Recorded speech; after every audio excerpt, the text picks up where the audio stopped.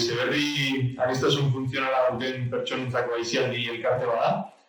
Oinda da urte eta erdi sortu zen gutxi gora bera, eta honen oinarriak izan zian Lehen Eskola Kiroleko kirol egokitua eta udalekuak Gipuzkoako Federazioako kirol egokitukoak.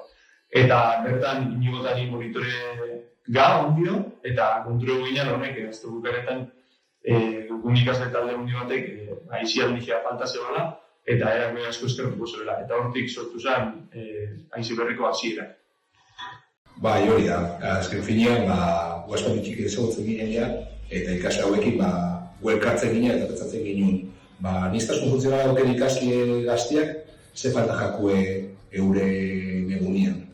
Eta erantzuna zen, beste danok dauko, badri edo lagun talde hori, eurek ez dukela.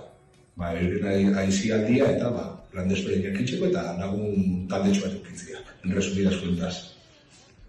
Hori da, eta hortik abiatuta aurreko urtean hasi ginean ekintza batzuk aurrera eroaten, edozein lagun talde aurrera eroan lizken ekintzak, eta urten behotan jarraitzen du, iraia hasi zenetik 3 ekintza goiat, eta hortan jarraitzeko asmo momentuz ikasleen erantzuna ondixa da.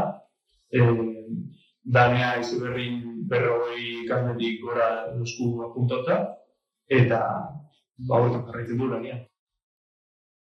Debatea autismodun pertsonei lagunketako elkarte bat da. Ikusi gauen debagoiena mailan ez zauela lakorik, eta autismodun hainbat pertsona da, eta laguntza horrek genituen, eta aurrera ingauen taldi berien gure dau ekintzak antolaketie, ikusgarrik jasune mutie, jentie jakin deixen, autismoe izeteko modu bat dela, eta ez dela arriskutsua.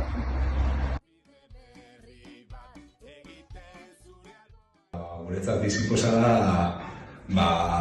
hola entitate desberdinak eta jasotzen dituen beste asoziazio bat, eta guretzat izango da, hola batzen gaitun beste asoziazio bat bezala.